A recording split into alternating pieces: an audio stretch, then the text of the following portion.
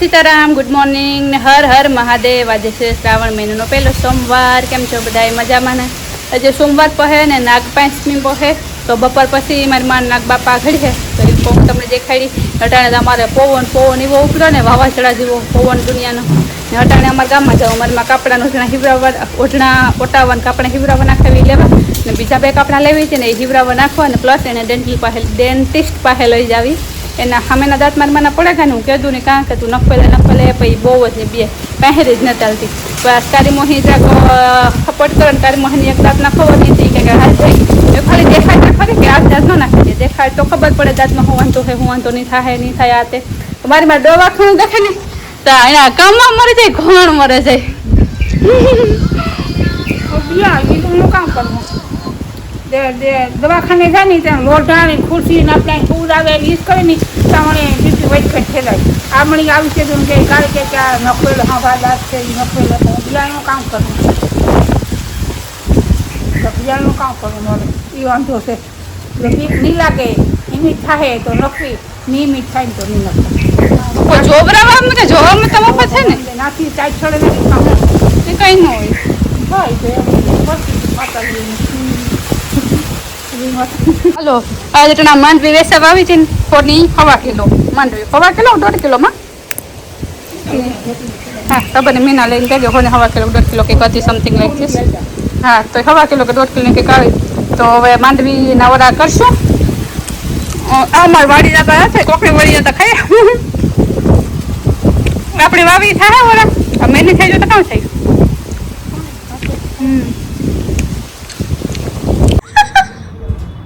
Oh, udah fitting થઈ શકે બરાબર હા લાગે ઈ નહીં ના બસ એક દાંત ભેગા કરી દેતો ખાલી સેલ લંબા દાંત આવશે આપણા કે મને ઉતારે છે હા થઈ શકે પોતે લાંબી ને ગતિ લંબાજુ કરી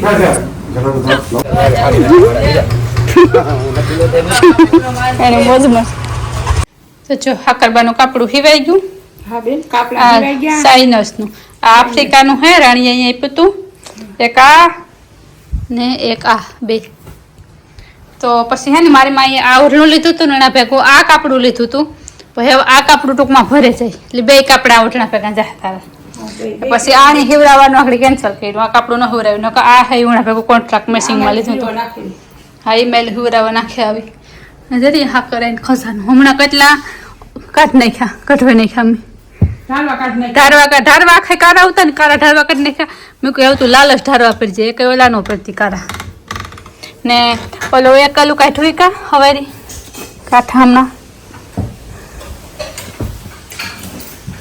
એટલે હજે તમા તારજું હા નહીં બોલું કોયલું કામમાં હવારી કાપડું કાઢું હરવારું આને ભેગું ફીવરાવાનું તું આના ભેગું હિવરાવાનું કાઢ્યું તું ઈ કા બીજું તું લેવી તી કા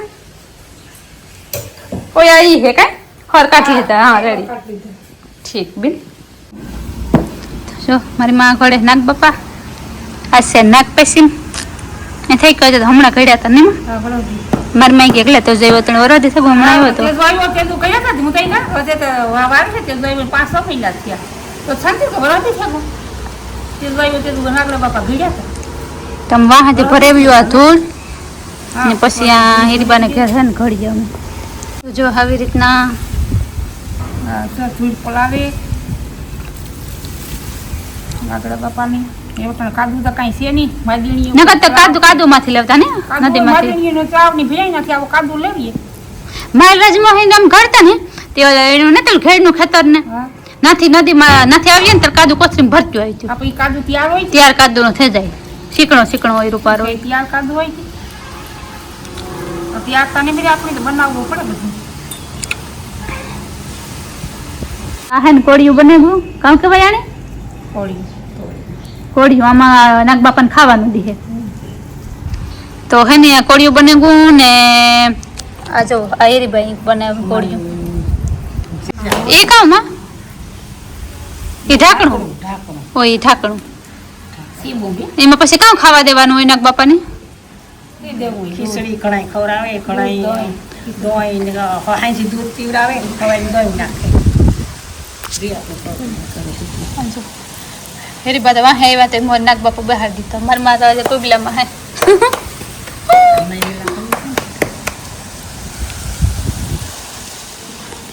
હા એવું રવાય ને ઈ તો પછી હોય ને હરફ નાગ દેવતા વાંધો ને માનો હોય તો અત્યારે બધાને ખબર છે તો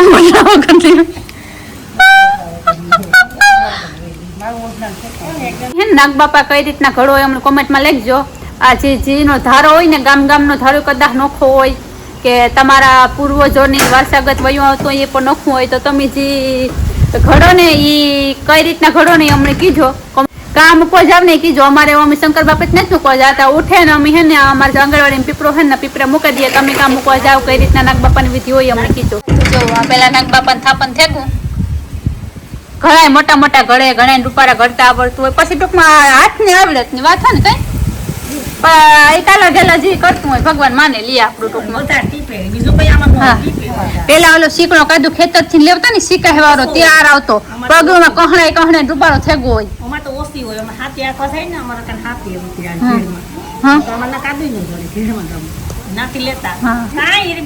તો બીજા નાગ બાપાને થાપન થેગો અમારે હીરીભાઈ બે નું છે પ્રોગ્રેસમાં હે વાહે રેગા અકરમ ત્રીજા કારીગરી નવી શું કહેવાય નવી ટેકનિક થી લાદી ઉપર કરે એ કે કહડાય આ સીધી વર્ગે પડી ગયું તમને નવી ટેકનિક થી જો આવી રીતના કરે તે નવી જનરેશન નો જૂની જનરેશન નો થોડો ફરક તો પડે આ નવી જનરેશન ની ઘડતર છે આ અમારી જૂની જનરેશન ની ઘડતર છે એટલે હવે મોડર્ન વર્ક આવતું જાય છે ભાંડેલી જે ગણ બાપા નાગ બાપા આપણે ખાલી ગારો લઈને મૂકી દઈએ તો ઈ હા મને પાછા ઓલે ની વાત કરીએ તો નાગ બાપા બને ગયા કોડલું બને ગયું એનું ઢાકણું બને ગયું ને રવાઈ બને ગઈ નાગ બાપો હવે બને છે ને આકોરા છે નાગ બાપા બને છે હા આખીનું આકોરા એક નાગ બાપો બને ગયા નવી ડિઝાઇન માં આજે બીજું બને હાથું પગું નહીં હાથું મોં ને કરવાનું બાકી હે ને માં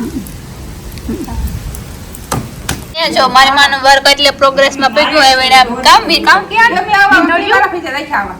અને કામ કે મીંડળિયું કરવાની બાકી છે અહીંયા આ હીરીબાનું આ વર્ક પ્રોગ્રેસ છે મારી ભાભીનું એટલે પ્રોગ્રેસ માં છે એ જ કામ શું કે કન્સ્ટ્રક્શન સારું બિલ્ડ કરે આ શું કહેવાય ઓલું કોન્ટ્રાક્ટર સારો છે ટૂંકમાં ત્યાં 5 વર્ષ ટેકે એવું કામ છે આ કોન્ટ્રાક્ટર પૈસા ખિસ્સામાં નાખી લીધા એટલે એક મેં થાય તો પૂરું થશે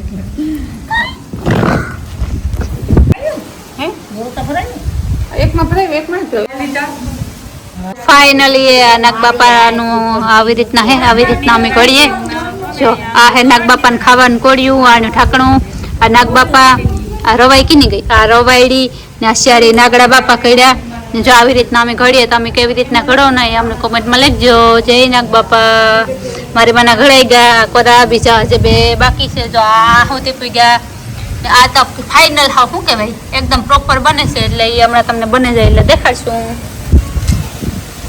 ઘોડિયાની કરામત જોવો તમે સાંકડો પર ટૂંકો પડ્યો અહીંયા હાથની કરામત બાબા લે કલમ મલક પડ્યો ભરવા મંડો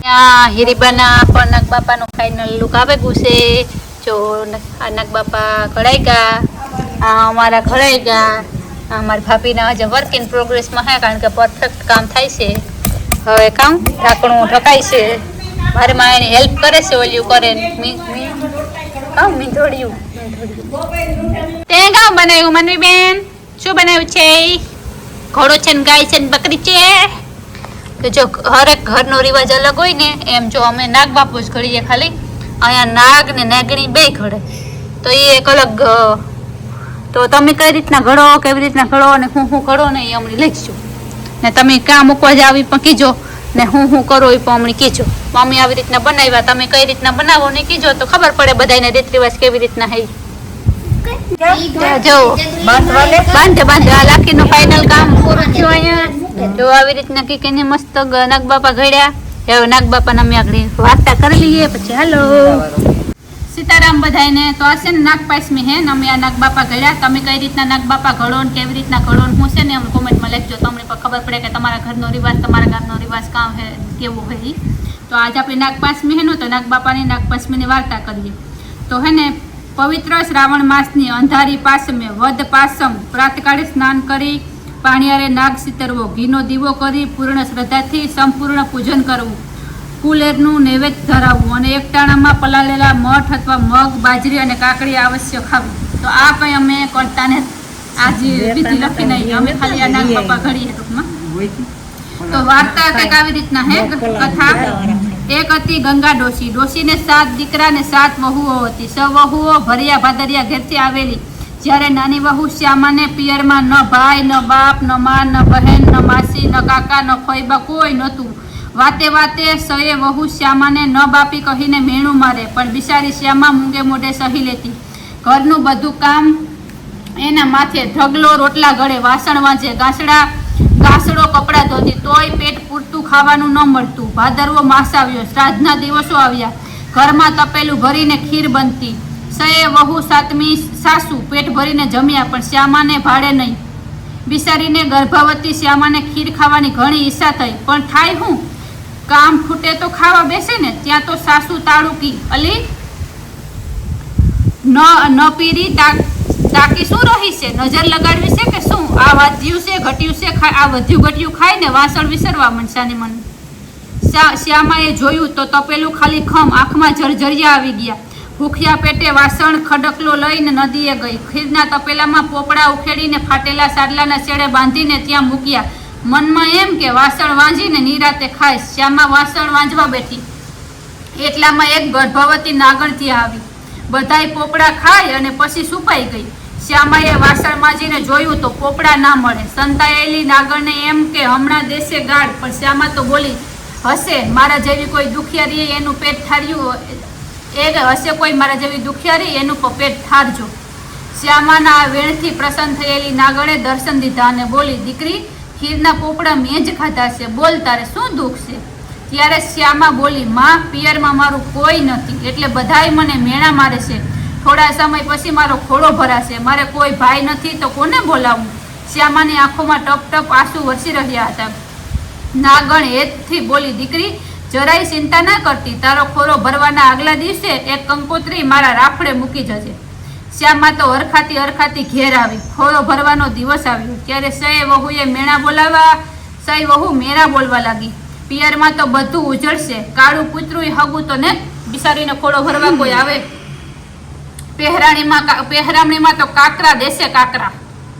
શ્યામાએ આ મેણાને સહીને સાસુ પાસે કંકોત્રી લખાવી ને નાગણના રાફડે મૂકી. મનોમન પ્રાર્થના કરતી ઘરે આવી. ખોળો ભરવાનો સમય થતાં જેઠાણીઓ મેણાટોળા મારતા કહેવા લાગી, અલી, આજે તો પહેરામણીમાં સોનાના ઘરેણાં મળશે. હમણાં નાની વહુના પિયરમાંથી તો ગાડા આવશે. ત્યાં તો સામે ઘૂઘરમાળ ધમકવા લાગી. શ્યામા દોડીને બહાર આવી. જોયું તો 7 ગાડા આવતા જોયા. પાછળ 2 સાકર સોનાની પેટી ઉપાડીને ચાલ્યા આવે છે. સયે જેઠાણીની તો આંખ ફાટી રહી ગઈ. ગાડા નજીક આવ્યા અને ગાડામાંથી નાગદેવતા અને નાગણ અને નાગકુમારો ઉતર્યા. જેઠાણીઓ તો કાપો તો લોહી ન નીકળે એવી થઈ ગઈ. ધામધૂમથી શ્યામાનો ખોળો ભર્યો, સોના રૂપાની પહેરામણી કરી, હીરા માણેકથી પગલા ભર્યા, બહેનને હીરના શીર ઓઢાડ્યા, ખોડા ભરાયા. પછી નાગણ બોલી, વેવાણ, દીકરીને વિદાય આપો, સુવાવડ પછી 1.25 મહિને જાતે મૂકવા આવીશ. બિચારા સાસુ તો હેતબાઈ જ ગયા હતા. 7 પેઢીમાં આવો વૈભવ જોયો જ ન હતો. નાગણ શ્યામાને લઈને રાફડા પાસે આવી. ત્યાં પગ મૂકતા જમીન ખસી ગઈ. પગથિયા દેખાવા લાગ્યા. આભી બની ગયેલી શ્યામા પગથિયા ઉતરી તો 7 માળનો ભવ્ય મહેલ દીઠો. બાગ બગીચાને ફુવારા જોયા. નાગણ કહેવા લાગી, દીકરી, તું સુખ સાહેબીથી રહેજે. કામકાજ નોકર ચાકર કરશે. તારે ફક્ત એક કામ કરવાનું, સવાર બપોર સાંજ રૂપાની ઘંટડી વગાડી નાગકુમારોને દૂધ પાઈ દેવાનું. શ્યામા તો હર્ષથી એ કામ કરવા લાગી. દિવસો જતા દેવના જેવો દીકરો અવતર્યો ને જોતજોતામાં મહિનો થઈ ગયો. એક દિવસ ચૂલા પરથી દૂધની દેગડી ઉતારી શ્યામા બહાર ગઈ. દીકરાના હાથમાં રૂપાની ઘંટડી આવી જતા એ વગાડવા લાગ્યો. તેથી નાગકુમારો દોડી આવ્યા. દીકરો ડરી ગયો. હાથમાંથી ઘંટડી પડી ગઈ અને 2 નાગકુમારોના પૂંછડા પર પડતા પૂંછડા કપાઈ ગયા. બીજા નાગકુમારો ગરમ દૂધ પીવાથી દાજ્યા. એટલામાં શ્યામા ત્યાં આવી અને દીકરાને તેડી લીધો. નાગકુમારોની આવી દશા એને અપાર દુઃખ થયું. નાગનાગણીએ કુંવરોને શાંત પાડ્યા, પણ કુંવરોના મનમાંથી વેર ન ગયું. સવા મહિનો થતા નાગણ શ્યામાને સોનાના હીરા જડિત ચૂડો પહેરાવણીમાં આપી જાતે સાસરે મૂકવા ગઈ. સાસરામાં શ્યામા હવે માનીતી થઈ ગઈ.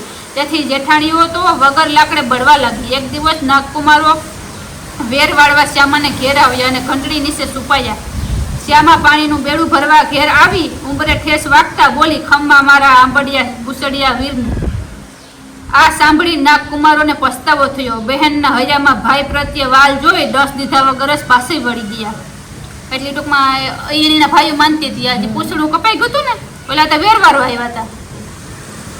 એક દિવસ શ્યામાના છોકરાએ જેઠાણીના દૂધની તાંસળી ઢોળી નાખતા જેઠાણીએ સણકો કર્યો, તું તો મોટા ઘરનો, તારી માને કહે વાડે ભેંસ બંધાવે. શ્યામા રડતી રડતી રાફડા પાસે ગઈ. નાગણને મેણાની વાત કરી તો નાગણે બીજા દિવસે 7 વિસુ 140 દૂધની ભેંસો મોકલી. શ્યામાને જરાકે રોષ રાખ્યા વગર અડધી ભેંસો જેઠાણીઓને આપી દીધી. એના હૃદયની વિશાળતા જોઈ જેઠાણીઓના હૃદય પલટાઈ ગયા અને શ્યામા ઘરમાં સૌની માનીતી બની ગઈ. હે નાગ દેવતા, હે નાગ માતા, જેવા શ્યામાને ફળ્યા એવા આ વ્રત કરનાર, કથા વાંચનાર અને કથા વાંચનાર સૌને ફળજો. જય નાગ દેવતા. તો મેં આ વાર્તામાં સી ને પછી બીજી એક વાર્તા કરે એ નતું તૈરું ના. જો આવી રીતના નાગ બાપા ઘડાઈ ગયા એવામાં હે ને કોઈ ખીચડી ને દૂધ મૂકે, કોઈ દહીં દૂધ મૂકે ને હવારે દૂધ દહીં મૂકે ને પછી શંકર બાપાની મંજરી મૂકે. પણ મેં અમારા આંગણવાડી પીપરો હે ને ના મૂકે. હું તમે ક્યાં મૂકેવો ને કઈ રીતના ખરો ને કઈ રીતના હે ને અમને જરૂરથી લખજો તમારા કોમેન્ટ. જય નાગ બાપા, બધાની મનોકામના પૂરી કરજો. નાગ પંચમીની હાર્દિક શુભકામના અને હર હર મહાદેવ બધાને. સીતારામ. સબસ્ક્રાઇબ કરવાનું ભૂલતા નહીં. સબસ્ક્રાઇબ કરી દીજો. Thank you for your support.